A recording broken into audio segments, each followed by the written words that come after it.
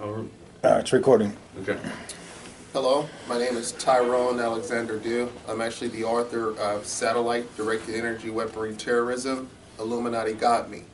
It's a book that covers 30 years of experiences of being a targeted individual with the voice to skull and all the other extreme low frequency wave weaponry that the government has created.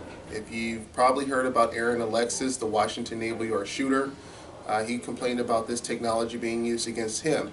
I published this a month before the actual incident. This was my suicide note. And if it wasn't for him doing what he did, my family and friends would probably still think that I'm crazy. I do not condone going out committing mass violence. And recently, there was the Florida State shooter, Myron May. His suicide note mirrors the experiences in my book. Today, I have someone very special that I get to meet, Dr. Robert Duncan. He actually helped create the technology several years ago. I'm not sure, how much he's going to speak about what the technology does and what it can do, but for me, this is kind of like meeting, your grand all actor celebrity, This is the only person in my life that can explain that I'm not mentally ill, the Aaron Alexis wasn't mentally ill, the Miriam Carey, who was hearing Obama's voice, which is voice cloning technology, and believed that she was under electronic surveillance, the Myron May, who actually was an assistant trial attorney in New Mexico, a young black man who had a very promising career, who quit his job, went to Florida, where he grew up at, went to Florida State, shot 3 people in front of the Strozier Library. It's one of those things where, if you want to hide something from people, what's the best place to hide it? In a book. There's several books written about this, not very many talking about experiences of a targeted individual for 30 years and how the technology works. Dr. Duncan actually wrote a book in 2008? 10. Well, it was written in probably 2008, Project Soul Catcher. But I've written other books, and my name wasn't even supposed to be on one of them. But yeah, I've been trying to expose this since 2002, I would say. So I've been in the field for over a decade and just trying to expose these technologies, but they've existed much before me and when I worked on them. I can find targeted individuals as far as, you're one of the oldest ones, from 1976 there seemed to be a large increase in targeted individuals using this technology. And then again, every time the military gets a bigger budget, there seems to be more TIs involved. And then of course after 9/11 there was a whole bunch of TIs that were brought into the program, and they're trying to improve on this weapon technology, and they need sample points, and nobody likes to hear they were randomly chosen for a torture program. And as we found out, we don't even actually define torture as torture. It's called enhanced interrogation. So their legal system, the government's legal system, is just mincing words, and they're literally trying to define torture as nothing. I mean, anything you do to a human being is not torture. It's really, it is insane what our government is doing. And so I'm here to validate that you are a real TI and that this is happening to at least 2,000 people in the United States. Wow, at least 2,000 people. Yeah. Now, if you can explain to the people what we're complaining about. A lot of us are complaining about not just hearing voices, but the pain. But could you explain how we're capable of hearing voices in our head that other people can't hear? Yeah, yes, and this is very complex, and there are actually several technologies. There are at least 4 different technologies that can pipe voices into the human head that only that person will hear. But the one that is most complicated has to do with EEG heterodyning and remapping the audio cortex of the human brain that is subjected to it. But to feel physical pain, it's again a mapping, a cloning, if you will, of another person's brainwaves onto yours.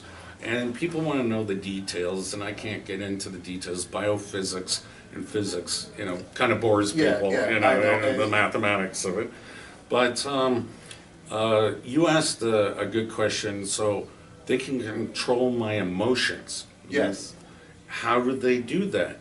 Well, if you put a person under a functional MRI, which most people know about that technology, you can see the points of the brain that light up and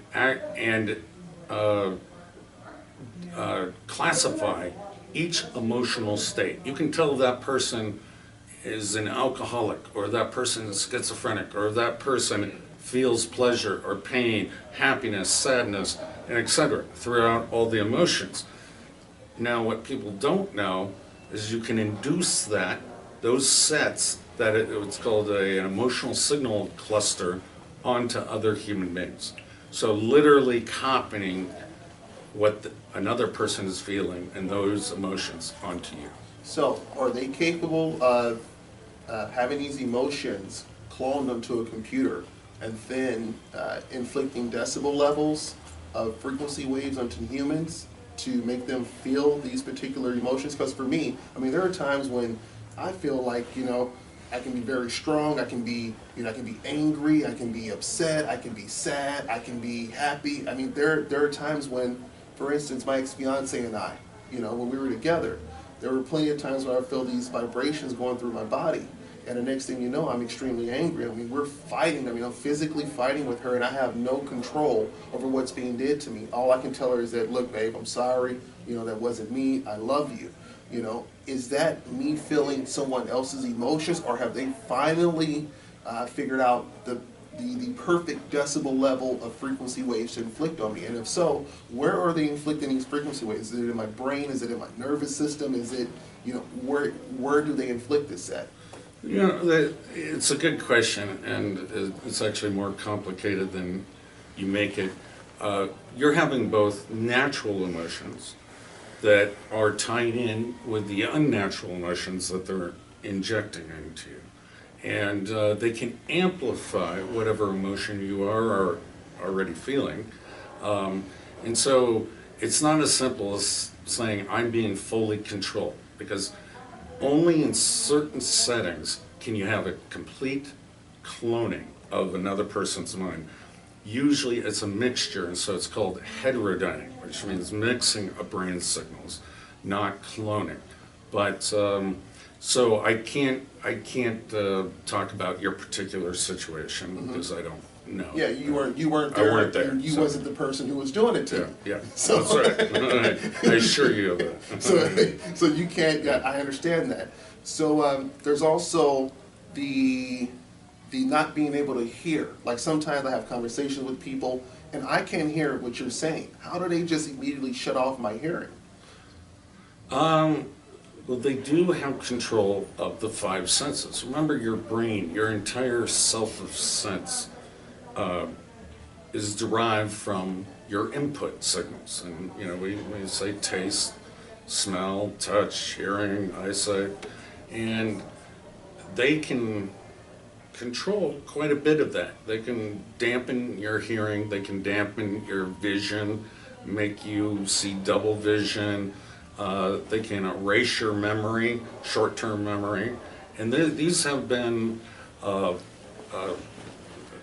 examples of what MK Ultra, ultimately the mind control programs that were exposed in the 1970s, are trying to do, is to control a human being. And so they're testing these on you. You happen to be a project, and I'm sorry for that, but you are a project. Yeah, I appreciate the apology. At least one person has apologized for this. I mean, I don't think I'll ever get it again from anyone else.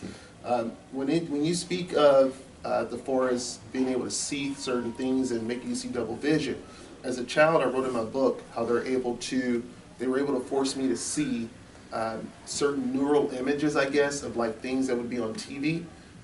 How the hell are they turning my mind into a television? Yeah, so that's called the visual workspace of the human brain. It's sort of our imagination. We can visualize stuff, and some people call it the third eye, and the language changes, but by mapping the visual cortex, which the human brain, most of it is dedicated to vision, they can transmit visual perception into you, which sometimes that can overpower your two eyes, and it will seem more real, like a hologram, than even what you're seeing visually. And so it's a powerful technology, and your brain only knows what the modulated signal is being piped into it. So this is how mind control works, is your brain is being modulated at each subsection, macro circuit, sub-circuit, etc., that they are sending your brain information which does not depend on our physical reality. So what you're saying is that the brain works as like a, for everyone else who probably doesn't understand this, because for me, hey, if it didn't happen to me, I possibly wouldn't understand this either. So the brain is kind of like a circuit board, and these people have found a way. When we say these people or they, we're referring to whoever's in control of satellite directed energy weaponry technology. Am I correct? I'm a little hesitant saying it's all satellite based. Really? And the reason I say that is, HARP was built in 1991. It's a phased array. It has a lot of the capabilities. There are at least 20 of these phased arrays around the world. And the first person that I could track back, assuming it was a real TI, was 1962. And that person wrote a book. And, there weren't many TIs back then, but it sounded like a real TI. We didn't have satellites back then. Really? Yeah. So you're saying... So I'm saying it's an integrated, multimodal system, and the satellites may be a backup for the ground-based systems. So when I'm in the sky, are the ground-based systems, am I able to hear the person speaking to me through ground-based systems, even when I'm in an airplane? Yeah, of course you would. A lot of these ground-based systems, they're called over-the-horizon radar, and it means anything below the ionospheric level, which is out there. The signal will bounce off, and so it allows you to look over the Earth to the other side. And we use this to look for nuclear weapons being launched from Russia and China and such. But it allows you to look over the other side of the world, and it's like a mirror. So yes, it could get you anywhere. So when you came aboard for these programs, which was many years ago, they were already established mind control programs, and you just came along to, help with research and development, pretty much, right? That's what it turned out to be. Yes, that's correct. I get blamed that I was the sole inventor of all this. That's a ridiculous statement. Right. But, well, I can vouch for this. I've been a TI since '83, '84. Yeah, and Duncan I wasn't was even in school that year. He was nowhere near that. Yeah, but I hear it on media all the time, and I kind of joke about it. Yeah, okay. Jesse Ventura, I think, said I was the sole inventor, the mastermind. There are thousands of scientists that work on this, but the trickery that they do to us is we think we're working on the cutting edge, and that's what a scientist loves, cutting edge science. But they trick us into thinking we're doing something good for humanity, that we're not building nuclear weapons or bombs. But that's just not the truth. We've actually been involved in building something far worse than a nuclear bomb. Yeah, and as someone who's a victim, I can tell you this technology is a torture weapon to death. Well, not only a torture weapon, but Duncan, am I insane? Am I crazy for feeling like the technology lives within inside of me? Because it seems to me that whatever people think the soul is nothing more than frequency waves traveling through the body. And humans have found a way to perfect those frequency waves. I can't disagree with you. Shit. So the world, so you're trying to tell me your that... very consciousness, the thing you call the soul, is information contained in the biological computing machinery of your brain. And if someone can override that, you lose your sense of soul, your sense of self. Well, it's kind of like man versus machine. Machine always moves faster than man is capable of doing itself. That's right. technology is evolving through mankind as a separate life form, faster than we evolve biologically. So machines will rule the world. Well, or the people who control the machines. Or the people who control the machines, but they're flawed. So their programming may be flawed. What if they had an algorithm? We're going to try to eliminate the worst people on earth, and they have some sort of algorithm. Well, some human being had to program that. It's a flawed algorithm, and hence they may be attacking a lot of people that shouldn't be assassinated or killed. And, you know, it kind of disturbs me that, like Edward Snowden said, well, we have no more privacy. The next generation won't know privacy. Well, why is privacy important? And I'm about to do an interview with William Binney on March 10th to talk about this. Privacy is important because government is flawed. And if you get put in one of these programs and you've done nothing wrong, total innocence, then what the hell is it for? I mean, this just brings injustice to the rest of the world.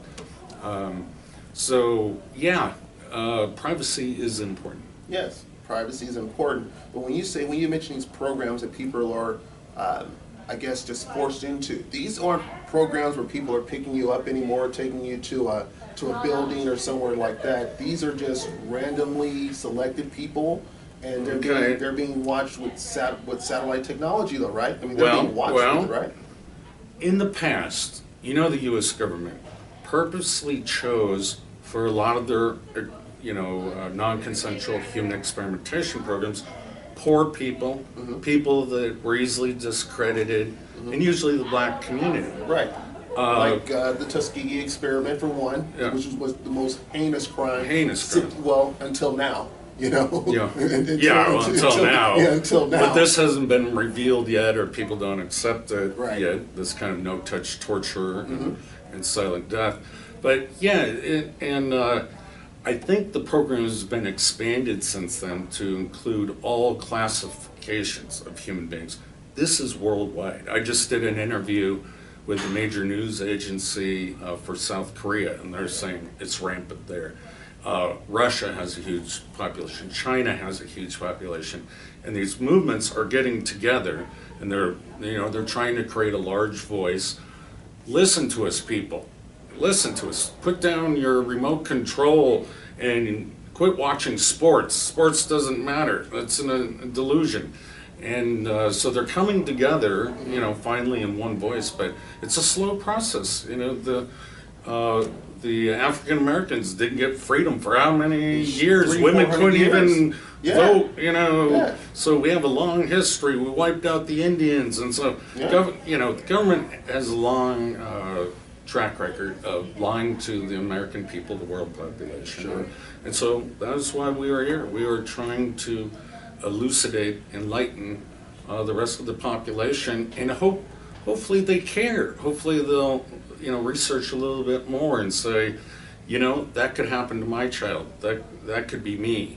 And they'll do something, write their senator or whatever the motive would be. Now, Myron May, this is something that I've somewhat experienced, but I didn't write too much about this. He complained of being burned in his seat. He felt that, like his body temperature was rising. And I did write about this. It happened to me once when I was actually on the train coming to California. And they're using something I believe called like ADS, the active denial system. Can you explain how it can make you feel heat burning your skin? There are two different methods that I know about. Active denial system is a 95 gigahertz weapon system built by Raytheon, and they have a small little package version, but it wouldn't be battlefield ready. But they usually mount it on a large Humvee, and it can burn you, make you feel that you're on fire a kilometer and a half away from the vehicle. So that's out of shooting range. I mean, you can't even shoot back at this while you're being burned. And they call it a non-lethal weapon. But the U.S. Air Force Secretary Michael Wynn, I believe was his name, said we must test this on the American people before we use it in the battlefield. And he was fired for that comment. Now, excuse me, right beyond, you can see an office. They actually have 2 office buildings right across the street from LAX. Before I flew to wherever I'm at today, I went past there, I actually went past there because I flew out of LAX. So these people are actually sitting, people have control of this, or people are working on this, the higher ups. They're right across from LAX, man, and they're looking at us every day. We're going to work, we're going to school, we're going wherever. A lot of people wonder, how can you be a targeted individual for so long and not get away? Well, I'll tell you this. Where's the one place that we all go at the end of the day and at the beginning of the day? We're at home. All they have to do is target us at home. Once we leave home, it's easy to follow us. They follow us to work, follow us to school, follow us wherever we're going. And when it comes to the Aaron Alexis, he worked at the Naval Yard. Now, don't get it twisted. These young men here, they weren't told to go commit these shootings. A lot of people wonder, is the government telling them to go do this? No, they aren't. We, as black people, I feel, after so many years of oppression, we don't have a problem with speaking out or acting out against something that is unnatural to us. We don't like being oppressed. Aaron Alexis went to the place where he thought they were doing this to him at. And it quite possibly could have been the Navy, or it could be the Air Force or some form of CIA. I don't know. Duncan can't even confirm that, because if you heard him earlier, he says it's like 20 different groups are all doing this, So we don't know exactly who's targeting us. But the fact that we're being targeted is the truth, We really hope that you guys will take into consideration that we all had normal lives. Aaron Alexis was an IT for the Navy. Myron May was a young man who was an assistant trial attorney. Me, myself, a lot of you might not know about me, but I made about $2 million before I was 30. And the way I did it, was through internet companies. And the way my money was taken from me was in such an unbelievable way. I would hear the voice of the person speaking to me, and they would inflict pain. And they would tell me, if you want us to make the pain stop, this is how you have to go spend your money. So what would you do? Do you really think that you can deal with the pain? My threshold for pain isn't that high. Do you know anyone who can possibly, go through this kind of shit? No. They have a program called SEER that they make some of the really tough military guys go through, waterboarding, and in case they're captured and they have secrets, to try to toughen them up. But no, this is torture, and I don't care if they call it no-touch torture, whatever euphemisms the U.S. government and their legal staff have come up with. This is the greatest atrocity and crime against humanity that we have known since Hitler. Oh my gosh. Did you guys just hear that? This is a guy who's helped develop the technology, and believe it or not, he doesn't even know how advanced the technology was before he came aboard. Am I correct with saying that? That's right. So he could actually be someone who they're using as like as a figurehead, like, hey, you're the guy who we're gonna, put out into the world to let them know that this is going on, and you don't even know that we've had most of the technology developed before you were hired. With that being said, I'm not saying that we can't trust our government, but what I'm saying is we should really trust in the American people who are trying to tell you that we're being tortured. And not only is this American, Duncan's admitting that this is worldwide. This is worldwide. And earlier, every country, everyone is complaining of being a targeted individual, and this is being targeted by someone who we can't fight or see. But this is, the way I described it in my book is that this is not like a schoolyard bully that you can fight, choose to fight or run away. This is something you can't get away from. Can you kind of explain how these particular frequency waves are able to go through buildings, and like there's really isn't any, there's no protection from this? So, that's a good question. Are there methods that you can use to cope? And some TIs have found a way to reduce a lot of the effects, but you're still being tortured. And you still have to go to work, as you said, and go home. And you're creating your own prison with any sort of defenses you come up with. What kind of frustration would this cause? Would this cause a Myron May effect, that you need your message out and make people ask questions? Well, actually, for Myron May or someone like me in my situation, the fact that we try everything and there's no physical material that we can find that can protect us from these extreme low frequency waves, you know, causes the stress of I've worked all my life to have a substantial quality life. Yeah. And these people are torturing me, and there isn't any help. People are telling me I'm crazy everywhere I go. They give us pills. Pills aren't helping, you know. And my only thing is this, is that, and this is something we'll never know, okay? We'll never know the truth of any TI who gets relief from taking pills or, you know, putting aluminum foil over their head. Is it what the TI is doing, or is it something that I know to be true? And I'll tell you this, even if he's not going to, you know, admit it for us, I'll tell you guys like this. There's only relief when the person who is torturing us allows us relief, okay? I'm not going to sit up here and try to tell you guys, hey, you know what, wrap aluminum foil over your head, go take all those pills, because in the first place, why in the hell would you have to take pills if you don't have a genetic disorder, you don't have a mental illness? So the pills that you're taking, you're killing your brain cells of what they're doing to you. And if the human brain can only go, let's say, 100 miles per hour, but this technology that people who developed it before Duncan was even, you know, on staff, this technology goes 300 or 400 miles per hour, and they're mimicking your same brain waves, your same frequency. Speed of light. Speed of light? Yeah. Wow, the speed of light. Hey, I can't move at the speed of light. Who am I, Muhammad Ali? Let me cut the light off, see if I can hop in bed before the light's off. You know? You know what I mean? That kind of shit. So, you know, when TIs are searching for relief, the last thing that they want to hear is, oh man, go take these pills, go hide under a rock, go. It doesn't. So the pills may not help them, and that's how they know they're in a true TI. Yes. But sometimes you have to do that to appease the family members and friends around you. Exactly. They will ask you, I think you might be having a mental breakdown. Would you please take these pills, go see a shrink and stuff? And, you know, I personally think you should do it to maintain your friendships and your family relationships, but they're not going to help, you know. And that's another way you can tell if you're a true TI. I usually ask people, what are the voices telling you?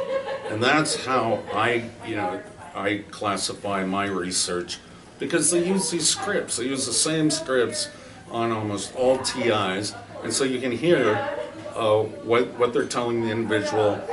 Go do this, go do that, you know, we're going to kill your family, we're going to kill you. And they just try to ramp up your terror level. And it's domestic terrorism, but it's part of trauma-based conditioning. So, speaking of the, I'm glad you brought that up, as far as the, you know, we're going to kill your family, we're going to do this, because in my experiences, you know, the one time that I didn't do what they said, and guys, please don't laugh about this and don't judge me, but they tell me things like, hey, if you don't masturbate, we're going to murder your grandmother. I know it sounds crazy, man, you know, and I don't know who the hell want to see me masturbate. I know, it's just the control. You know? They just want to see, will you obey? But will you obey? But listen to this, the first time, and I promise you guys this, the first time that I didn't do what I was told, I went upstairs, and my grandmother, she's in a wheelchair, she has a pacemaker, she's 82 years old.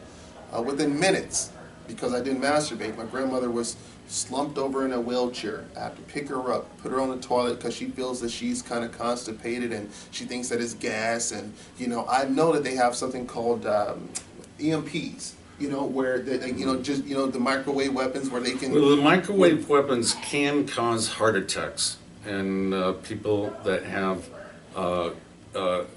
some sort of defect in their heart, and can cause strokes. And this was written about by the U.S. Air Force, talking about the Russians are developing this. We're way ahead of them. So, you know, it's all a scam just so they can get more money from Congress. But Dr. Fred Bell, after he did an interview with Joseph Ventura, dropped dead 24 hours later from a heart attack. And, you know, this has been written about. This is actually old news. 1970s, I found Russian literature talk about you can spook or scare someone to death. So it's very old technology in terms of their tactics. But I'm sorry I interrupted you. I'm sorry. I'm glad you explained that, because, you know, now people know that I'm not, you know, crazy about what they were capable of doing. So my grandmother, I picked her up off the toilet, I put her back in a wheelchair. We had to use her life alert. She actually went to the hospital, and as she's going to the hospital, I heard the person speaking to me says, I told you, if you did masturbate, what I was going to do. So there goes the whole theory of, these are idle threats. Now I am totally at the mercy and the control of verbal control. And this isn't being infected on me. There have been times where I've been in the same room as my brother, and I've seen, I've heard the person speaking to me says, watch your brother hold his heart, or watch your brother hold his head. And these people are complaining of headaches, and they're also complaining of heart pain. So when I'm told to do something, if I don't do something, my family's going to be hurt. I know that this is real, even if my family doesn't know this is real. So now I'm forced to do whatever I'm told to do. And I am so grateful. I have not been told to go out and harm anyone or do anything to someone. But there are these stupid things that they would force me to do. And, Duncan, I'm glad that you were able to explain that, yes, they do have the technology that can cause heart attacks. Also, how are they capable of forcing someone not to be able to feel the muscles in their hand? I mean, I went to squeeze, those little things that those little... Yeah, it's stress balls. Yeah. I went to try to squeeze one, man, and I couldn't even, my hand would not squeeze at all. Like, it just wouldn't, what is that? Can you explain that? No, that's a capability that I haven't studied in the TI group. Can you just say? All right, so Duncan, I got one more question for you, and this is probably one of the most important questions I'm going to have for you. Recently, I've experienced something that can possibly get me murdered, and this is something that throughout the years I know they've been working on. I don't know if it took 30 years for them to finally get me, to be able to do exactly what I'm about to try to explain, but forced speech. I mean, I could be literally sitting here having a conversation with you, and it's not me talking. Literally I am saying word for word, verbatim, not what I'm being told, but what I feel is going through me. Yeah. I mean, it's crazy. I mean, I could be trying to tell you, Duncan, hey, do you see that cute girl over there? Next thing you know, I'm talking about the guy down the street is, Yeah, so the way you experience it would be, I guess, like Tourette's. Almost like you can't control what is coming out of your mouth, and it's not what's in your thought processes, but you're speaking somebody else's verbiage. And yes, it does take a long time for that usually to occur, because remember, your brain's been mapped out. Mm-hmm. And so they've mapped out your audio cortex, you're cloned with another person or a machine, and so pretty soon the brain will bypass your cerebral cortex and be able to shoot out vocabulary that you have no intention of saying. And it's, I hate to say it, it's pretty common with most TIs. So research. I'm not the only TI who's No, not even close. No, there are a lot of them. There are a lot of them. This is not new, not a new phenomenon. And in fact, that's where the term forced speech came from. Is probably back in the 80s. People in the Wait a minute. So you're saying that they've been working on forced speech since the 80s? Yeah. This is 2015. I know. So you can imagine how advanced the weapon systems have become.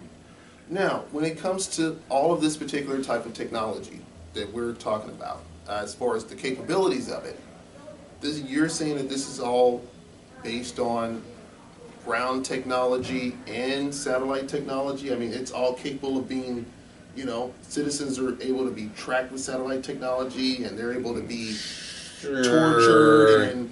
I don't like to talk about the specifics of the antenna arrays. Understand. I respect that.